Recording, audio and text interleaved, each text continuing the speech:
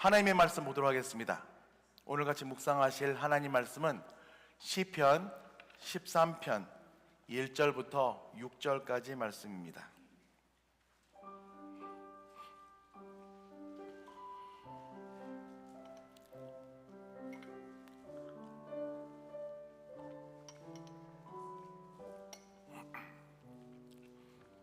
시편 13편 1절부터 6절까지 우리 같이 함께 읽도록 하겠습니다. 여호와여, 어느 때까지니까 나를 영원히 잊으시나이까? 주의 얼굴을 나에게서 어느 때까지 숨기시겠나이까? 나의 영혼이 번민하고 종일토록 마음에 근심하기를 어느 때까지 하오며, 내 원수가 나를 치며 자랑하기를 어느 때까지 하리이까? 내 하나님이여, 나를 생각하사 응답하시고 나의 눈을 밝히소서. 두렵건대 내가 사망의 잠을 잘까 하오며, 두렵건대 나의 원수가 이르기를 내가 그를 이겼다 할까 하오며, 내가 흔들릴 때에 나의 대적들이 기뻐할까 하나이다. 나는 오직 주의 사랑을 의지하여 싸우니 나의 마음은 주의 구원을 기뻐하리이다. 내가 여호와를 찬송하리니 이는 주께서 내게 은덕을 베푸심이로다. 아멘. 우리 기도하고 말씀 듣도록 하겠습니다. 아버지 하나님, 오늘도 저희들 주님께서 허락하신 겸손함으로 이 시간 말씀 듣기를 원하여서 십자가 앞에 머리 숙였습니다. 주님께서 예비하신 말씀 선포할 때에 부족한 말씀의 전달자는 십자가 은혜 뒤에 가려주시고, 선포되는 하나님의 말씀이 우리를 살리는 은혜의 말씀, 생명 능력의 말씀 되게 하여 주시옵소서. 예수님의 이름으로 기도드리옵나이다. 아멘. 사람과 동물이 다른 점은 인내, 즉 견뎌내는 힘이라고 생각을 합니다.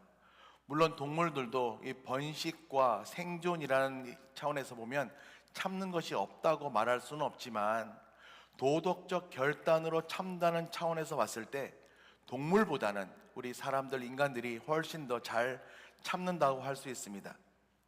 그럼에도 불구하고 여러분, 아무리 잘 참는 사람이라 할지라도 참는 데는 한계라는 것이 있습니다. 그리고 그 한계를 벗어나면, 넘어가면 정말 죽을 수도 있습니다. 그런 한계를 뛰어넘는 위기를 경험할 때마다 우리 예수님 믿는 성도들의 기도는 바로 오늘 본문처럼 여호와여, 하나님 어느 때까지니까? 하나님 어느 때까지니까? 지금 내가 이렇게 힘든데 하나님 지금 어디 계십니까? 나 좀 도와주세요. 이런 기도를 드리곤 합니다. 그런데 꼭 그렇게 절망의 시간, 절망의 간구가 드려지는 그 순간에 바로 마귀는 한술 더 떠서 우리 안에서 막 마귀의 역사를 일으키기를 시작을 하죠. 하나님만 바라보면서 손해보는 거야. 그 기도하는 시간에, 성경 읽는 시간에 그거 하지 말고 얼른 나가서 세상적 방법 찾아봐. 배반하고 속이고 편법 쓰라고, 하나님 포기하라고 계속 우리를 유혹하면서 우리에게 마귀가 접근하게 되는 것입니다.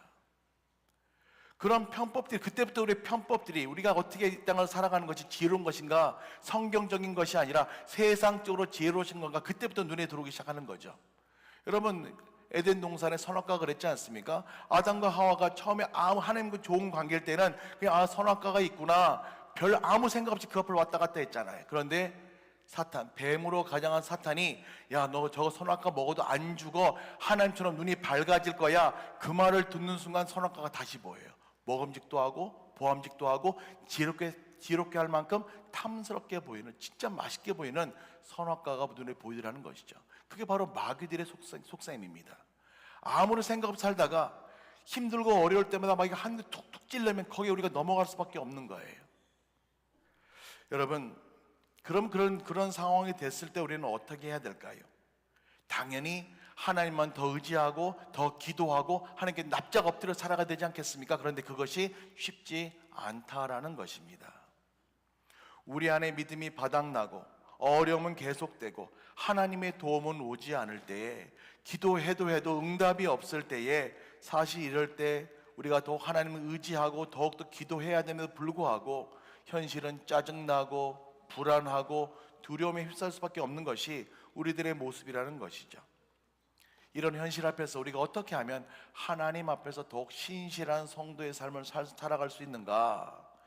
어떻게 살아가는 것이 진정 하나님께서 원하시는 하나님의 사람의 모습인가? 오늘 본문을 통해서 한번 보면 좋겠습니다. 오늘 우리가 나눌 하나님의 말씀은 시편 13편 말씀입니다. 절망과 어려움 가운데 드려지는 다윗의 시라고 알려져 있는 이 말씀, 오늘 본문으로 정한 이유가 있습니다. 물론 시편의 저자인 다윗을 제가 개인적으로 좋아하기 때문에, 특별히 좋아하기 때문에 시편 말씀을 많이 인용하기도 하지만, 어쩌면 이 시편 말씀, 오늘 1절부터 6절까지 모든 내용의 말씀이 이 미국이란 나라에서 소수 민족으로 살아가고 있는 우리들의 이야기, 어쩌면 우리들의 기도가 될 수 있다는 생각이 들었기 때문입니다. 어쩌면 매일매일 전쟁터와 같은 그런 삶을 살아가는 우리들에게 주님 언제까지입니까? 주님 언제까지입니까? 이런 기도를 드리는 모습을 보면서, 눈물 흘려 드리는 그런 기도의 모습을 보면서 오늘 이 말씀이 여러분의 심령 가운데 은혜가 되는 말씀 되기를 축원합니다. 오늘 13편 말씀 보시면 이 배경이 정말 힘든 상황이 맞습니다. 왜냐하면 절절히 다윗의 절규를 우리가 느낄 수 있기 때문입니다. 물론 역사적으로 어떤 상황 속에서 이 시편 13편이 지어졌는지, 사울에게 쫓기는 상황인지, 아니면 아들 압살롬의 반역 때문에 신발도 제대로 신지 못하고 도망가는 그런 상황인지 정확하게 알 수는 없지만, 오늘 본문 보시면 힘들고 어려운 상황을 지나고 있음을 우리가 알게 됩니다. 그런데 여러분, 그럼에도 불구하고 우리 오늘 시편 13편에서 우리가 중점적으로 깊이 있게 보아야 할 말씀은, 내용은 바로 우리의 모든 찬송을 받으실 하나님에 대한 강한 확신이라는 것을 기억하시고 말씀 들으면 참 좋겠습니다. 자, 한번 말씀 보겠습니다. 1절부터 4절까지 말씀 보시면 절망 중에 빠져 있는 다윗의 상황이 적절하게 그리고 적나라하게 묘사되고 있지요. 특이한 것은 1절과 2절 이 두 절에 보면 어느 때까지라는 말씀이 4번이나 반복되고 있습니다. 여러분, 우리가 늘 하는 말이 끝이 보이는 시련은 견딜만 하다, 그런 말 종종 합니다. 그런데 지금 다윗이 말하는 게 뭐예요? 이 시련이, 고통이 언제 끝날지 모르겠다고, 끝이 보이지 않는다고 하나님께 하소연하고 있는 것입니다. 끝이 보이지 않는 어려움, 매일 반복되는 힘든 상황, 이게 사람을 미치게 하는 거 아닙니까? 그래서 우리는 이런 상황을 가리켜서 절망이라고 표현을 합니다. 그렇다면 이 절망 가운데 있는 다윗의 구체적인 하소연은 무엇입니까? 하나님, 어느 때까지 나를 잊으시겠습니까? 하나님, 어느 때까지 얼굴을 숨기시겠습니까? 하나님, 언제까지 내 마음에 근심이 있게 하시겠습니까? 하나님, 언제까지 원수들이 나를 못살게 구는 것을 보고만 계시겠습니까? 한마디로 정리하면, 하나님, 나 언제까지 힘들게 하실 겁니까? 이런 절규를 하나님 앞에 오롯이 올려드리고 있는 것입니다. 또 내용 보시면 절망도 이런 절망이 없어요. 여러분, 다윗에게 있어서 하나님이 나를 잊으셨다, 나를 생각도 아니하신다, 나를 버리셨다, 이것은 상상도 할 수 없는 다윗에게 있어서 저주 중에 최고의 저주라는 것을 우리가 기억해야 됩니다. 그래서 이제 오늘 시편 본문 말씀 보시면 다윗은 삶의 대부분의 시간들을 불안하고 근심 어린 초조함으로 살아가고 있다라고 토로하고 있는 것입니다. 그 절망의 시간들이 얼마나 끔찍했는지 여러분 3절 말씀 보세요. 보시면 내가 사망의 잠을 잘까 합니다. 차라리 죽는 게 낫겠습니다. 이렇게 말하기도 합니다.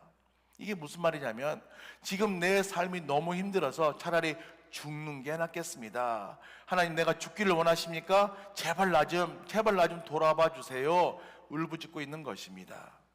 그런데 여러분, 그렇게 시편 말씀이 쭉 진행되다가 여러분 5절 말씀 보세요. 5절 보시면 신기하게도 절망의 우중충한 분위기가 확 순식간에 바뀌어지게 되죠. 내가 하나님을 의지합니다. 하나님을 기뻐합니다. 그래서 내가 하나님을 찬송합니다. 내가 언제 절망했는 듯이 활기가 넘쳐나고 성령 충만한 분위기로 순식간에 변화되는 것을 보게 되는 것입니다. 여러분, 우리가 이런 변화를 우리가 추구해야 된다는 것이죠. 그럼 무엇이 다윗의 절대 절망을 기쁨과 찬양의 마음으로 바꿔놓게 되었을까요? 비결이 무엇일까요? 여러분, 저는 그것이 예수님 믿는 믿음이라고 저는 믿습니다. 예수 믿는 우리 크리스찬들의 능력이고 하나님께서 우리에게 허락하시는 기대감이라고 생각하고 싶은 거예요. 지난 주간 나바 원주민 선교를 참여하면서 새벽마다 이 참여한 단기 선교사들에게, 단기 선교 팀원들에게 새벽 예배를 인도하면서 말씀을 전했습니다. 하루는 이 설교를 했어요. 세상에는 두 가지 종류의 사람들이 있다는 것입니다. 첫 번째는 현실이 너무 두려운 나머지 포기하는 사람들입니다. 예를 들면 골리앗 앞에서 벌벌 두려움에 떨면서 벌벌 떨고 있는, 두려움 가운데 벌벌 떨고 있는 이스라엘 군사들 같은 사람들이 있습니다. 반면에 두 번째 종류의 사람들은요, 두려운 현실 속에서도 기대하는 사람입니다. 다윗과 같은 사람, 현실의 무게는 지금 골리앗과 딱 대면하고 있으면서 저 사람과 싸워서 이겨야 될 텐데 이게 과연 이길 수 있을까? 아마 99.9%는 난 저 사람한테 죽임을 당할 거야.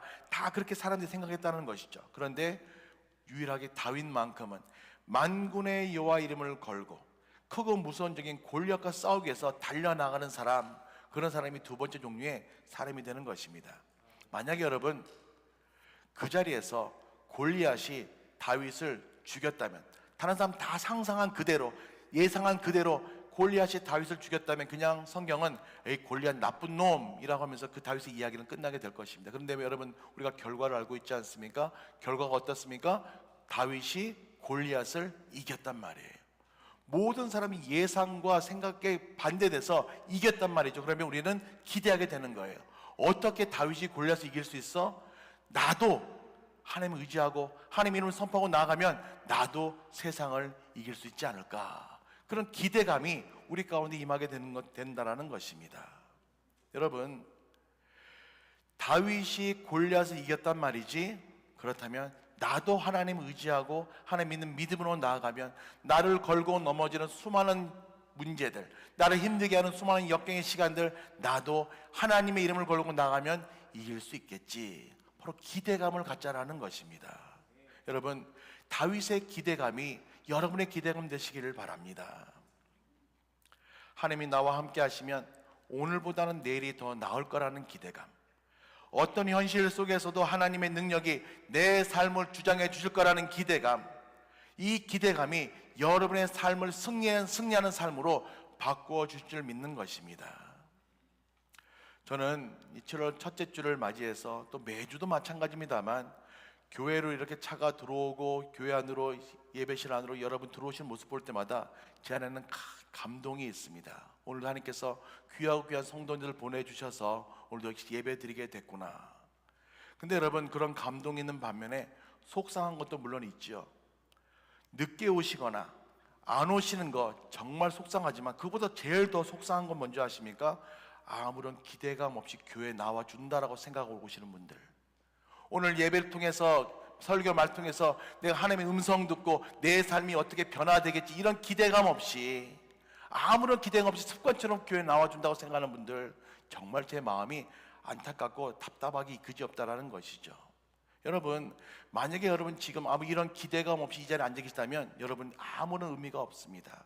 왜 우리가 교회에 나와서 신앙생활을 합니까? 왜 우리가 하나님 믿는다고 나는 크리스찬이라고 이야기하고 다닙니까? 여러분, 바로 말씀 듣고 말씀 가운데 역사하신 하나님을 믿는 믿음으로 하나님이 나를 도와주셔서 내가 내 삶이 변화될 것이라는 기대감 가지고 살아가는 게 우리의 성도의 삶이 아니겠습니까?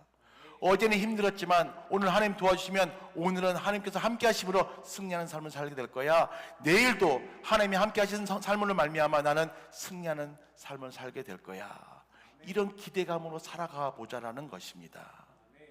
여러분, 아무리 우리가 죽을 수밖에 없는 자리에 있다 할지라도 하나님께서 나와 함께 하신다는 확신이 들고 하나님의 만져주심, 하나님의 위로하심을 기대하고 경험하게 되면 우리는 어떤 상황 속에서도 오직 예수님만을 믿고 순종하는 하나님의 사람, 믿음의 제자들 될 줄로 믿는 것입니다.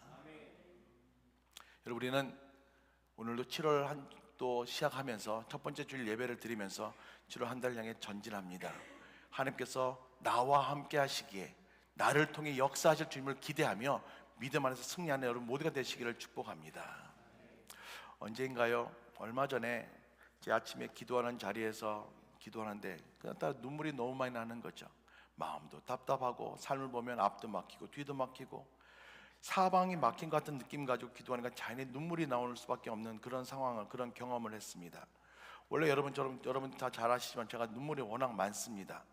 옆에서 울면 저도 같이 울어요. 이것도 모르고 울어요. 근데 여러분, 그날따라 제가 해결하고 직면해야 할 문제들이 있어서 너무 마음 아프게 안타깝고 방법을 몰라서 그냥 울고만 있는데, 여러분, 울면서 기도하신 분들은 다 경험 있지 않습니까? 아무 생각이 없어요. 그냥 속상하기만 해요. 안타까워요. 아, 난 참 외롭다, 그런 생각도 합니다. 근데 그때 한참 울고 있는데 마음속에서 갑자기 찬양 하나가 생각이 나는 거예요. 그 찬양을 흥얼거리기 시작했습니다. 그 찬양이 바로 이거예요. 나의 평생에 가장 복된 일은 내가 예수님을 만난 것이라. 나의 평생에 가장 잘한 일은 내가 예수님을 주로 섬긴 것이라. 막 울다가 생뚱맞게 나의 평생에 하고 찬양하는데 또 웃음이 나오는 거예요. 그때 제가 알았습니다. 나는 예수님이 맞다. 난 예수님이 확실하다. 근데 여러분, 그렇게 울다가 찬양을 하게 되니까요, 그때부터 제 마음 자세가 변하게 되더라고요. 여러분, 속상하면 울 수 있습니다. 답답해 할 수 있어요. 때로 우리 절망할 수 있습니다. 근데 우리 믿는 사람의 능력이 뭔지 아십니까? 절망에서 끝나지 않는다는 거예요. 나를 통해 역사하신 하나님, 나를 통해서 하나님의 일을 이루시기를 원하시는 하나님께서 능력 주시고 지혜 주시고 우리와 함께 하시는 동행하심을 허락하신 걸 꼭 믿는 여러분 되시기를 바랍니다. 여러분, 그래서 우리는 기대감을 갖는 거예요. 그래, 지금은 힘들지만 이 힘듦이 나의 끝이 아니야. 하나님의 때, 하나님의 방법으로 이 기대감을 현실로 하나님께서 바꾸어 주실 거야. 그러고 나니까 제 기도가 달라지더라고요. 하나님 믿습니다. 하나님 감사합니다.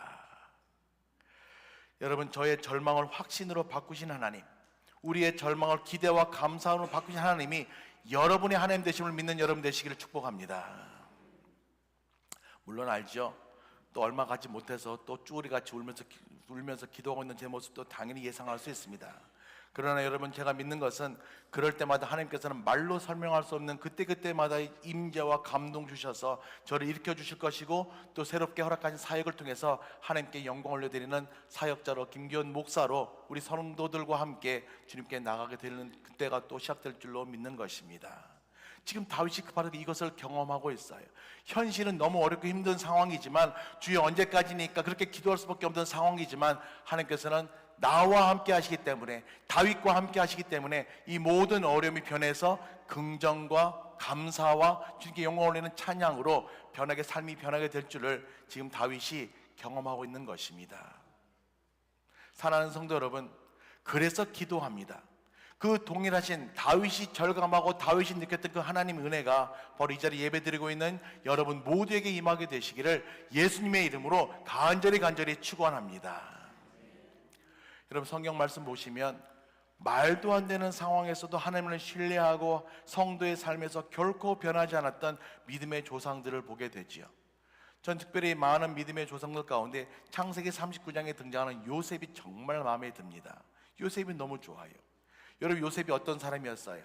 아버지의 사랑을 독차지했던 사람 아닙니까? 그래서 아버지가 요셉만 이뻐하는 거죠. 그래서 다른 형제와 달리 이 요셉에게는 채색 옷을 지어서 입혔어요. 그 귀공자 대접을 해줬다는 거죠. 근데 그런 귀공자 요셉이 하루아침에 형들의 그 꼬임에 빠져서 애굽의 노예로 팔려가게 됩니다. 귀공자에서 하루아침에 갑자기 노예가 되었다. 이건 보통 사람들이 생각하는 역경, 힘듦, 고난과는 비교할 수 없는 정도로 엄청난 절망일 수 있어요. 근데 여러분, 그렇게 노예가 되어서 밑바닥까지 떨어진 그런 요셉을 향해서 성경이 뭐라고 말씀하신 줄 아십니까? 아, 요셉이 인생이 망했다, 힘들게 되었다, 어렵게 되었다가 아니라 그는 형통한 사람이 되었다라고 말씀하고 있어요. 형통한 자, 하나님께서 요셉과 함께 하셨다라고 말씀하고 있다는 것이죠. 노예는 노예가 맞는데 하나님께서 요셉에게 형통한 자라고 말씀하셨다라는 거예요. 여러분, 형통은 무슨 형통입니까? 노예가 됐는데. 그것뿐입니까? 이제는 죄수가 되어서 그 애굽 감옥에 갇히게 되지요. 그런데 그런 완전 꼬인 인생을 살고 있는 요셉을 가리켜서 성경이 또 뭐라고 말씀하십니까? 범사에 형통한 자, 하나님께서 요셉과 함께 하셨다, 그렇게 말씀하고 있는 것이죠. 여러분, 이게 말이 됩니까? 지금 노예가 됐어요. 노예가 된 것도 가슴을 치고 밤잠 못 자면서 억울해하고 속상해하는 것이 그 요셉의 일생이 되어야 하는데, 그것뿐 아니라 지금 억울하게 감옥에 갇혀서 언제 석방될지 모르는 상황까지 있으면 지금 화병에 죽어도 아무 말 못하는 그런 상황인데, 그런데 하나님께서는요 요셉을 향해서 형통한 자라고 말씀하신다라는 거예요. 근데 여러분, 우리가 요셉의 일생을 쫙 펴서 그 역사를 보게 되면 이 정신 나가 보이는 말씀, 하나님께서 요셉을 범사에 형통하게 하셨다, 이 말씀이 글자 하나 틀리지 않고 딱 맞는 것을 보게 됩니다. 물론 요셉 입장에서는 그가 노예가 되고 감옥에 갇히는 죄수가 되었을 때에 당시에는 하나님이 이해가 안 됐을 거예요. 어쩌면 하나님 나 억울합니다 그렇게 토로했을지도 모르겠습니다. 그러나 막판 뒤집기, 역전승의 하나님을 우리가 믿을 수 있다면, 그래서 현재의 고난은 장차 우리에게 나타날 영광과 좋게 비교할 수 없습니다, 이런 고백이 우리의 고백만 될 수 있다면, 여러분 바로 성경이 말씀하시는 여호와께서 함께 하시니 그는 형통한 자가 되었다, 이 복이 바로 여러분의 복이 될 줄로 믿습니다. 나중에 자기를 애굽에 팔아넘긴 형들을 조우하면서 만나게 되죠. 그때 요셉의 말이 기가 막히지 않습니까? 나를 이 애굽에 보내신 분은 당신들이 아니라 바로 하나님이십니다.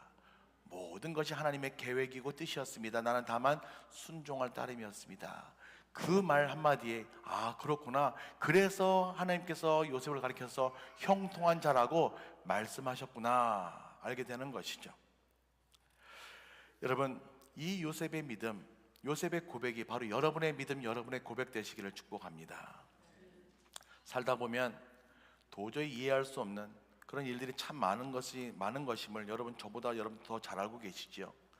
생각해보면 우리의 삶의 자리에서 하나님 도대체 왜 이런 일들이 내게 일어납니까? 절규하는 그런 시간들, 요셉이 노예로 죄수로 억울하게 살았던 그 시간, 다윗이 본문에서 하나님 어느 때까지니까 라고 절망했던 시간은 다 똑같은 시간들입니다. 똑같이 이해할 수 없는 시간, 똑같이 하나님을 이해할 수 없는, 받아들일 수 없는 그런 시간들이었다는 것이죠. 그러나 끝까지 믿지 않고 거부하고 버티는 우리들과는 달리 요셉은, 그리고 다윗은 하나님을 신뢰하고 기대하고 하나님을 끝까지 믿었다는 차이가 있습니다. 결국 그들은 모든 어려움의 시간들을 다 이겨낼 뿐만 아니라 그것을 기회로 삼아서 다들 형통한 자가 되어서 나라를 살리고 민족을 살리고 하나님의 도구가 되는 인생을 살았던 것을 우리가 보게 되는 것입니다. 그래서 시편에서 다윗은 13편 5절 6절에서 이렇게 선포하고 있는 거예요. 우리 화면 보시면서 5절 6절 같이 읽도록 하겠습니다. 시작. 나는 오직 주의 사랑을 의지하여 싸우니 나의 마음은 주의 구원을 기뻐하리이다. 내가 여호와를 찬송하리니 이는 주께서 내게 은덕을 베푸심이로다. 아멘. 나를 향한 하나님의 사랑은 변함이 없다고, 그래서 나는 어떤 상황 속에서도 하나님을 찬양하겠다고, 하나님을 찬양하는 나의 믿음, 나의 찬양을 구원은 어떤 것도 막을 수 없다라고 선포하고 있는 것입니다. 그리고 여러분, 중요한 것은 다윗은 그런 인생, 그렇게 선포한 대로 그런 인생을 살아냈던 것이죠. 오늘 이 다윗의 모습 간증을 보면서 여러분, 우리도 마찬가지입니다. 현실은 우리가 이해할 수 없어요. 그런데 여러분, 이해할 수 없는 게 당연합니다. 천지를 만드시고 영원하신 하나님의 계획 가운데 있는 우리가, 유한하고 얼마 살지 못하는 우리가 하나님의 계획, 하나님의 뜻을 어떻게 이해할 수 있어요? 다만 믿음으로 나아가는 것입니다. 간증하며 하나님이 나와 함께 하시기에 나는 하나님과 동행하는 삶을 살겠습니다, 간증하며 나아가는 모습이 바로 우리들의 모습이어야 함을 다시 한번 깨달은 여러분 되시길 바랍니다. 저는 많은 찬송가 가운데 찬송가 384장을 참 좋아합니다. 나의 갈 길 다가도록. 특별히 3절 이 찬양을 좋아하는데요, 이 3절의 내용이 우리 주님의 교회 성도들이 모두가 하나님 앞에 섰을 때에 바로 하나님께 드릴 수 있는 찬양, 이 찬양이 바로 384장 3절 되면 참 좋겠어요. 한번 3절 같이 불러볼까요? 나의 갈 길 다가도록 예수 인도하시니 그의 사랑 어찌 큰지 말로 할 수 없도다.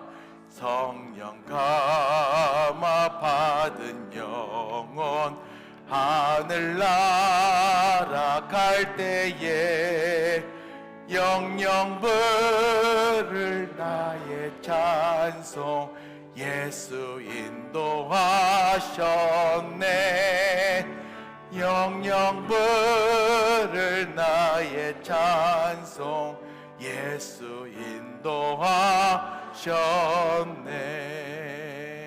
아멘. 하나님 그때는 몰랐습니다. 그때는 왜 하나님께서 나만 어렵게 하시는지, 나에게 왜 이런 어려움 주시는지 이해할 수 없었습니다. 왜 인생은 내 인생은 이렇게 꼬이는지, 왜 캄캄한지 그때는 몰랐습니다. 그러나 어려운 시간을 인내함으로 버티고 지나오다 보니까 이제는 알겠습니다. 그래서 나의 고백은 이것입니다. 나의 영영 부를 찬송 예수 인도하셨네. 나의 영영 부를 찬송은 예수님께서 나를 인도하셨습니다. 여러분, 이런 고백이, 이런 간증이 여러분들의 고백, 여러분의 찬송 될 줄로 믿습니다. 사실 삶이라는 것이 그렇습니다. 올라갈 때가 있으면 내려올 때도 있습니다. 밝을 때가 있으면 어두울 때도 있고요, 가벼울 때도 있고 무거울 때가 있습니다. 행복할 때가 있고 삶이 하루하루가 저주처럼 느껴질 때도 있지요. 여러분, 그런 우리들의 삶의 모습이 있지만 그럼에도 불구하고 우리가 믿는 하나님은 한결같으신 하나님, 나보다 더 나를 사랑하신 하나님, 나를 위해 십자가 지신 하나님, 그 하나님이 바로 우리가 믿는 하나님이신 것을 꼭 기억하시길 바랍니다. 힘드십니까? 힘내십시오. 여러분 응원합니다. 기도합니다. 우리 이 땅을 살아갈 때 우리는 혼자가 아니라 바로 하나님이 우리의 백업 되어주시고 우리의 가이드 되어주시고 우리를 손잡아 이끌어주시는 그분 하나님이신 것을 꼭 기억하는 여러분 되시길 바랍니다. 사랑하는 성도 여러분, 하나님의 은혜는 절망을 생명으로, 감사로 바꾸는 십자가의 능력이 되는 것입니다. 그래서 이번 한 주간도, 이번 한 달도 죽음을 생명으로 바꾼 십자가의 능력을 의지하고 하나님의 섭리와 도와주심을 기대하면서 늘 승리하는 다윗과 같은 성도, 요셉과 같은 성도 여러분 다 되시기를 예수님의 이름으로 간절히 축원합니다. 기도하겠습니다. 아버지 하나님, 힘들고 어려운 상황 속에서도 사랑과 구원의 말씀을 주시는 하나님을 신뢰하며 믿음으로 나아가게 하시니 감사를 드립니다. 이 시간 우리를 형통케 하시는 하나님을 기대합니다. 어떤 상황 속에서도 우리를 인도하시고 건져주신 하나님을 신뢰합니다. 주신 말씀 무기 삼아서 천국을 향해 나아갈 수 있는 찬양의 은혜를 허락하여 주시옵시고, 그래서 주님 만나는 그날 착하고 충성된 종아 칭찬받는 우리 아틀란타 주님께 모든 성도들 될 수 있도록 주여 인도하여 주시옵소서. 감사드리며 예수님의 이름으로 축복하며 간절히 기도드리옵나이다. 아멘.